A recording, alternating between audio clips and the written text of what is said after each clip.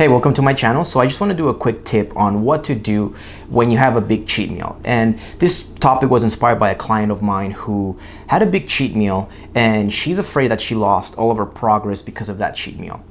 And first of all, if you're watching this video and this sounds like you're doing good on your weight loss program, on your body transformation, plan, whatever it is that you're doing, and you have a cheat meal or a cheat weekend, you got to realize that it's okay. It's not the end of the world. It's okay to have these cheat meals. It's okay to indulge a little bit because that's what's going to keep your sanity. That's what's going to help you adhere to a plan. So if you do happen to have a big cheat meal, whatever it is, it doesn't matter if it's a barbecue or if it's a buffet, whatever it is, the first thing you got to realize, first of all, you're going to be okay.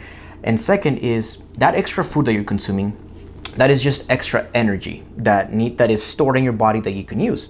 So what you gotta do is the following day, simply cut your calories by 30%, fast for a little bit longer. So so let me back up a little bit. If you're not doing some type of intermittent fasting, what you gotta do is you gotta skip breakfast so that you can have time in the morning to use some of the extra energy that you consumed the previous day.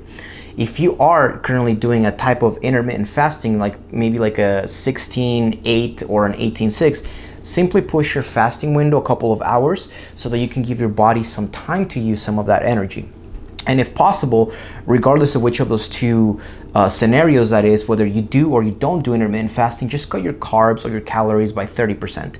Because again, if you're cutting your calories, you're gonna give yourself more space to use the energy from the previous day. And if you follow this little tip right here, I promise you that whatever extra weight you see on the scale because of that cheat meal, within 2 or 3 days, it's gonna regulate. It's as simple as that. Our bodies are smart.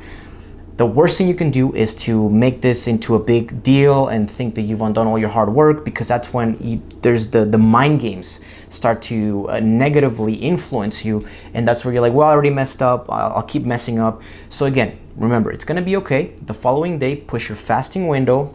If you're not fasting, if you're not doing a form of intermittent fasting, just skip breakfast. If you currently are intermittent fasting, then just push your window by a couple of hours and let your body use those extra calories and that extra energy that you consumed on your cheat meal, and you're gonna be totally fine. More importantly, make sure you drink plenty of water and keep exercising.